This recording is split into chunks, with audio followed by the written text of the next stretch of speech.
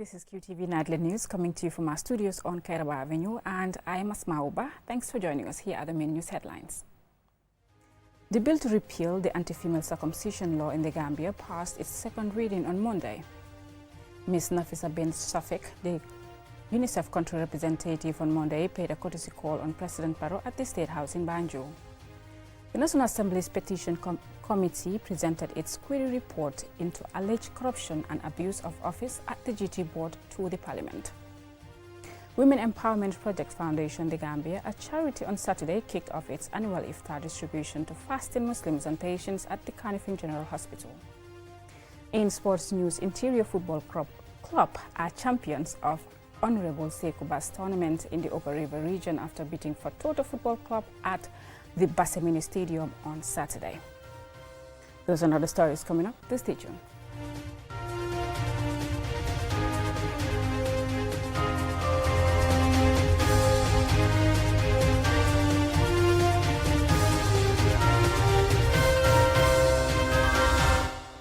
Thank you for staying with us. The bill to repeal the anti-female circumcision law in the Gambia passed the second reading on Monday. This comes after lawmakers debated the bill with arguments on the merits and principles of the bill. QTV's Mutalamin Choi has been covering this development, and he has the latest.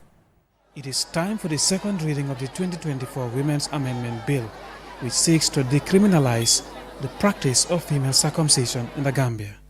At this much anticipated occasion, is an atmosphere of mixed emotions as hundreds of people representing various interest groups can be seen in and outside the National Assembly. Both sides of the divide appear to represent the deeply divided public sentiment on the practice of female circumcision.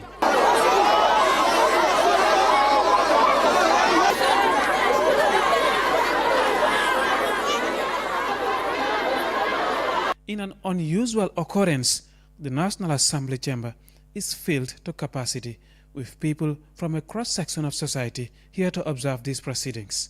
In this session, National Assembly members convened to debate for the first time the merits and principles of the bill to mark the process of its second reading. After introducing the bill earlier this month, Almami Jiba, the National Assembly member for Funyi Kansala, tables a motion for the second reading of his bill. Honorable Speaker, as we progress in the democratic dispensation, we believe that female circumcision is core. It is sunnah in the teaching of the Prophet ﷺ. It is mustahab. It is also what? It is something that is likelihood.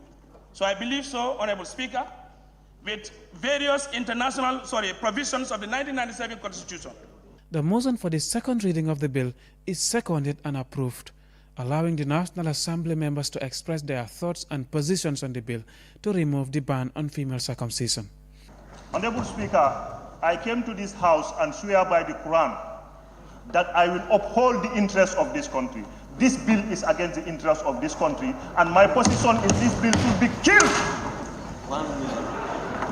And today, I am here representing that girl child who cannot elect me, who don't have a voter's card. Today, I am here to represent that woman that has suffered enough in this country.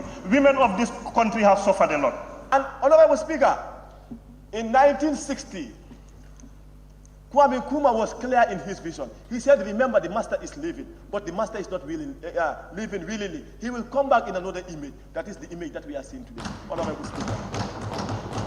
Honorable Speaker, we want to practice our culture, our tradition, and our values. Those who believe in is their belief. Those who don't believe in is their belief. However, in whatever way, the fundamental line is we should not act in a manner that can be harmful, but rather in a manner that can be harmless. Almost every National Assembly member in this chamber raised their task to participate in the debate. However, only 4 have had the chance to debate the bill. This happened when NAMS voted for a motion to suspend the debate on the bill until after it goes through a committee stage. After that decision, the Assembly members voted for the second reading of the bill, which will now be referred to a relevant committee for detailed scrutiny. Mahmoud Lamin Choi, QTV News.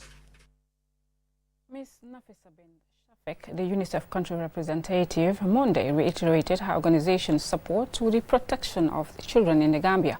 She was speaking to journalists following a courtesy call on President Barrow at the State House. And Sumana Isonyasi reports. This is her first courtesy call on the president since her appointment in December last year. A career humanitarian and development expert, Ms. Nafisa Bint Safiq, says her visit to the presidency was to discuss key development issues, notably issues affecting children in the Gambia. She says, among other things, they discuss possible areas of collaboration and reveals that the Gambian leader have assured her of government's commitment to protecting the rights of children in the country. We discussed a lot of issues, including how to uphold child rights in the Gambia and take the Gambia forward, because about 53% of the entire population fall under the age of 19. So that's why it's important to invest on them. We also discussed how education and skilling of adolescents of today's Gambia is so important to have a very good future for the Gambia. And while also reiterating the UN system, particularly UNICEF's commitment to supporting Gambian children, especially in the area of education, she also discloses that other issues she discussed with the president is efforts to repeal the FGM law, following the tabling of a bill in Parliament by a National Assembly member for Fonyi Councillor. We expressed our concerns about the repeal of the proposed FGM ban law, and we are very concerned about that. Honorable President, His Excellency assured us that the situation will be under control soon, and they have the strategies to handle this situation. We are coming out of this office with a lot of hope that we will be able to uphold the rights of girls and women who are fighting for their rights day and night. And we will make Gambia outshine with upholding the rights of children, girls, particularly adolescents, and women. UNICEF was created by the UN General Assembly in 1946 to provide emergency food and health care to children and mothers in countries devastated by World War II. In the Gambia, UNICEF has been a key partner to government and CSOs and has been very instrumental in supporting children across various sectors. Ansumane Nyasi for KTV News.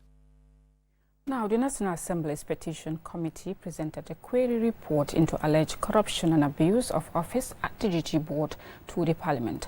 The committee recommends, among other things, the Ministry of Tourism should immediately desist from taking major decisions on the administration of the GT Board without channeling them through the governing body. Alusise was there and he now reports. The committee's inquiry into the dealing of the Gambia Tourism Board was necessitated after aggrieved staff of the institution filed a petition to the National Assembly containing some serious allegations at the Gambia Tourism Board, the institution created to manage tourism industry in the country. During its fact-finding oversight, the committee summoned officials of both the Gambia Tourism Board and the Ministry of Tourism, including the immediate past Minister Hamad Nkeba, who is now reassigned to the Ministry of Lands, and relevant witnesses for their testimonies. The report contains the petitioner's claims, testimonies received on the matter, and observation by the committee after reviewing all testimonies and assessing the documents submitted by the various witnesses. The first part of the 47-page report deals with the finding on the award of contract for the construction of ecotourism camps across the country. Agreement for the construction of the GT Board and the Ministry of Tourism office complex by the construct company, alleged unjustifiable funding of the Ministry of Tourism and Culture by GT Board, alleged dubious practices in the allocation of land along the tourism development area, and an alleged interference of the Minister of Tourism and Culture on waiving some percentage off on the development levy for some investors without following due processes and procedure. On the ecologist contract, the Petition Committee's report, presented by its chairperson, Soy Ture, recommends the chairman of the Contracts Committee should be reprimanded for misguiding the Contract Committee members by giving a wrong analysis of the financial performance, which eventually affected the scoring or the evaluation process. The committee said this was done to give favor to Lair Group Company. And the EFPA further investigate the GPPA's reason for approval to GT Board regarding the lots to be given to different contractors instead of one contractor. 7, that a property evaluator to be identified to value the current cost investment on the sites, how much money has been invested, and the contractor to refund the full balance of the money paid to him. 8. That henceforth, since the led group has seriously underperformed in government contracts, they should not be awarded contracts in the future. On staff employment matters, the committee is recommending to the Select Committee on Tourism, the Standing Committee on Public Appointments, and the Ombudsman shall monitor and ensure that all the senior staff deployed and wrongfully terminated or dismissed as a result of this petition be recalled to the head office and be reinstated to their former post with immediate effect. The Ombudsman, the Select Committee on Tourism and Culture, and the GT Board should ensure that the petitioners receive all the benefits accrued to them. 4. The National Audit Office should institute a staff audit as soon as possible to commence from January 2017 to December 2023 to ascertain the way and manner appointments and promotions are conducted. On governance structure, the committee recommends that the Minister of Tourism should not interfere or give directives to the chairman of the governing body to act upon his instructions, as this is not provided for in the Act. It further recommends that fuel supply to the Minister and Permanent Secretary, Ministry of Tourism and Culture on a weekly basis by GT Board should immediately be stopped and should only be made if they are on the errands of GT Board. The committee also observed a conflict of interest at the board, saying it is unethical for a husband and a wife or a father and a son to participate in a board meeting that concerns their interest.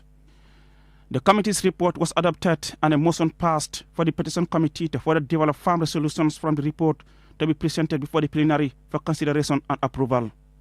Reporting for QTV News, I am Aliou Cisse. We will now go for a commercial break. When we return, we have more stories for you. Don't go away. The art of juggling is a true spectacle of agility, coordination, and speed. A symbol of progression, precision, and mastery.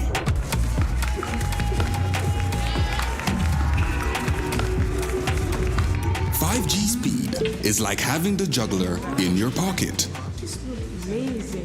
With lightning-fast download and upload speeds, you'll easily be able to juggle even the busiest workdays. Whether you're a busy entrepreneur, a creative, or just someone who wants to stay connected.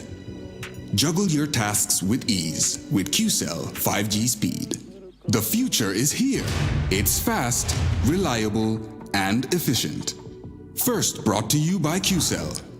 We innovate, others follow. The future is now. With QCell's 5G network, experience speeds like never before with our new 5G Rocket Fixed Internet plan. Get speeds from 10 Mbps to 100 Mbps. Your 5G-enabled device. Walk into QCell headquarters to get one of our 5G routers and experience the true feeling of 5G. Only with QCell.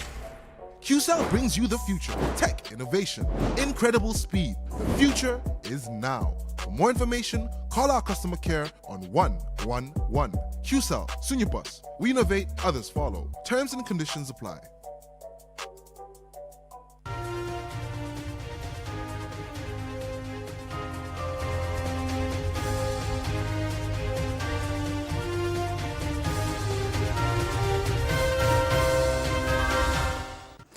Welcome back. If you're just tuning in, you're watching QTV News, and I'm Asmauba.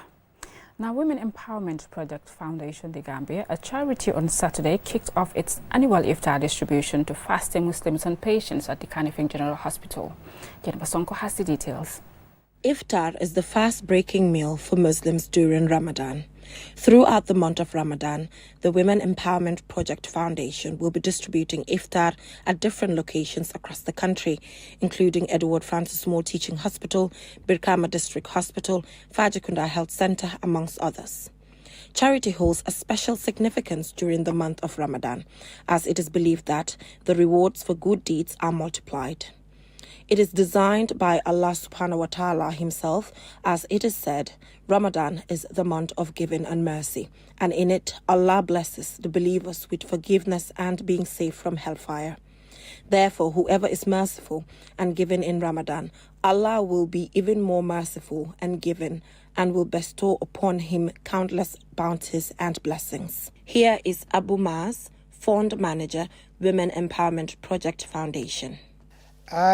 Basically, we're here today as part of our our assistant to the patients of this hospital to bring iftar, because a lot of people here are admitted coming from different areas and they don't have close relatives here to give them iftar. So we feel that it is our social responsibility to give our quota to complement the efforts of the hospital, because we know hospital cannot feed everybody here. So it has to be a responsibility of other philanthropies like the Women Empowerment. Honorable Keba Toure, Ward Councillor for Kanifing South, joined the iftar distribution drive at his ward. This is such a wonderful initiative that the women from my ward came up with, and as councillor and representative of the people, I deemed it necessary to also provide a helping hand, because we understand, according to our Holy Quran, it says that Rijali Qawmun ala Nisa, meaning that men are responsible to help their women. So that's why we took it as a mantle. Public hospitals across the country often grapple with resource restrictions, limiting their ability to cater for patients and escorts, especially during Ramadan. Mariama Fofana, duty room officer at Kanifing General Hospital, expressed appreciation for this gesture. Well, on behalf of the hospital management, the staff, as well as patients admitted at the Kanifing General Hospital, we are very much appreciative and thankful for this kindful gesture by the Women Empowerment Project. This has been a long-standing relationship between various associations who usually come during the Ramadan to give iftar to patients admitted in the hospital. Because most of the time, staffs on duties, as well as patients who are admitted in the hospital, some of them find it very difficult to get food during the period of Ramadan. Aji Adam Senghor, a member of the Women Empowerment Project Foundation, delves into the work of the foundation. We have a challenging task in the Gambia. We work overseas and send money, which is added to local contributions in the Gambia. This is a way of giving back to Gambians in different sectors. The Women Empowerment Project Foundation has supported the SOS Children's Village, maternity wards in the country, female wing at the Mautu Prison, Tanka Tanka Psychiatric Hospital, and other health centers in the country. Reporting for KTV News, I am Jennifer Sonko. Rohi Malik Low, president of Rafaela Africa, recently launched the Zero Tolerance to Children on the Streets initiative in Fas Njago Choi in the North Bank region. The event brought together hundreds of women across the region. And Sumane Sonyasi tells us more. This meeting in Fas is one of several meetings the national chapter is currently organizing across the country that seeks to see children off the street. At the meeting in Fas Njago Choi, women representatives from several villages in the North Bank share their constraints and development needs with Mayor Law. The Rafaela Africa president commends the women of North Bank, especially Fas Njaga Choi, for supporting Rafaela Women's Empowerment Initiative and urges them to unite and work closely together to help the organization achieve its objectives. Parce que Rafaela gennut laxu ci benn political party dafa genn pour fajal jigéen ñi ni ñuy leen di empower. Rafaela is a political. We are not here for any politics or any political party. We're here to support women, to empower them, and that is to empower you to be able to sustain yourself economically.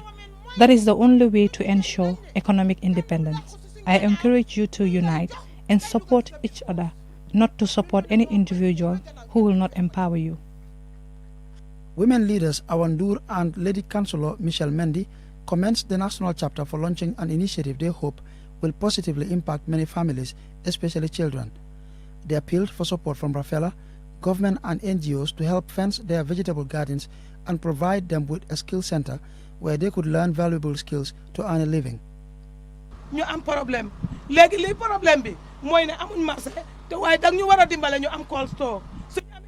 Our problem is that we don't have a market and also a cold storage facility to store our produce. If we have this, it will be very helpful. Also, if we have a machine that will process our produce, that too will be highly appreciated. No processing machine, no market, no storage facility. You can imagine how we're struggling here. Women here are working really hard, but we don't have much support. dem na fa demat fa way ñom dañ am problème bo xamantene mo ëpp problème garden ñom dañ am ben wayo. I have been to Miss Randing several times, but their problem is more serious than the gardens we're mentioning here. the road condition in that area is so bad that when it rains, people hardly leave the village. We also lost several children in that area to crocodiles. So I'm appealing to Rafaela, government and NGOs to please intervene. Founded in 2012, the network of locally elected women in Africa has a membership of over 200 million women across the continent and is currently headed by Mayor Himalik Law of Banjul following her re-election in 2021. The network has since implemented several programs, all with a view to empowering women and children in the country. Answana Isonyasi for KTV News. From local news, let's now take a look at international news in a moment.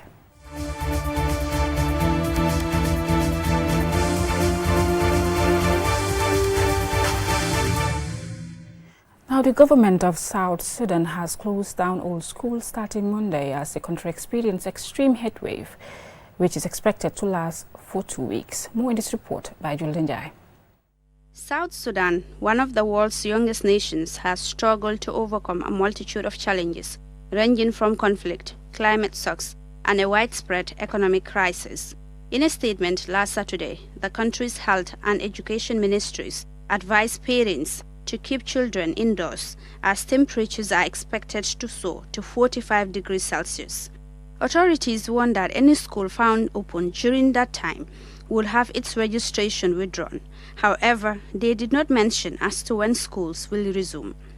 According to the World Food Programme, in total, more than 500,000 people fleeing the Sudan conflict crossed into South Sudan in 2023.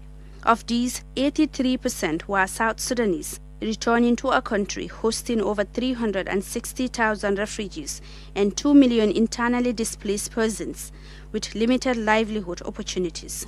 Also, a total of 2.8 million children are out of school, more than half of whom are girls.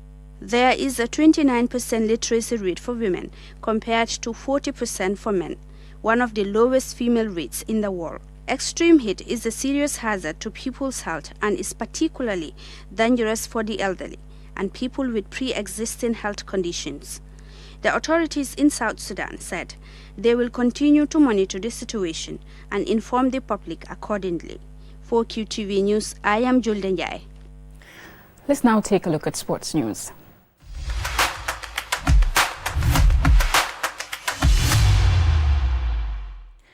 Interior Football Club are champions of Honorable Sekuba's tournament in Basse in the Upper River region after beating Fatoto Football Club 1-0 at the Basse Mini Stadium on Saturday. This report by Lamin Fati is narrated by Alaji A.F. Jallo. The first half was keenly contested, but neither side could make a breakthrough and went in at halftime with the match goalless. The only goal of the match came in the second half and was scored by Interior FC's Pa Ali Kamara. Fatoto FC fought valiantly to get back on level terms, but we are not able to equalize. Interior FC's head coach, Lamin Sedikan, was understandably delighted that his side emerged winners of a tough encounter. First of all, I thank Allah. I thank the command of URR, that is the security sector, for giving us the opportunity to come and then also join into Basse football tournament this year, 2023-2024. And then I am thanking them, for giving us that platform. We are saying a big thanks to them. This would have not possible, without their chances given to us. And then we thank each and every individual that are not security personnel but contribute toward this success. And then we are saying a big thanks to them and our amazing fans that are always behind us. They have been the 12th players, in the field, always with us each and every day. As far as our game is concerned. Honorable Sekuba, the NAM for Basse, who sponsored the tournament, explained why he cares about youth empowerment. The motive behind is to motivate the youths and at least keep their mind engaged. Because as you know, the idle mind is the home of the devil. So these youths, the why I even invested in it, at least to avoid them from engaging into this bagway syndrome, and also to revive the sports within URR, within Basse. We are known for, in those days, if you talk of KMC, Birkam, you are talking about URR. But right now, we are under the bottom table when it comes to sports. So we want to revive URR and take it back to where it was before. That is why when the regional sub-zone committee approached me for sponsors, I did not hesitate to answer them yes. I will support. Even without being a NAM, I will support. I've been supporting, and I will continue to support. Wakar Mane is the Basse Subzone chairman. This came out of surprise for me. Actually, I know the Honorable is going to do something, but to this extent, I never think he's going to be like this. But we are very, very happy. And I think he said that this is going to be an annual something. Every year he will be coming up with a package for us. This kind of package have never happened in this history. Yes, even the time when I was a vice chairman, before being a chairman, I was the vice here. But things have never happened. I am very much happy today. I'm very happy. I'm the happiest man in Bassi today. At the end of the event, the technical committee, the Alcalo, the chief and other authorities were awarded for their contributions towards the success of the event. The winners, Interior FC, received a trophy and a cash prize, and the runners-up received a cash prize. For QTV News, I am Alaji A.F. Jallo. That's all we have for you in this news bulletin. Join us again tomorrow at 8 p.m. for another bulletin. Thanks for watching and have a great evening.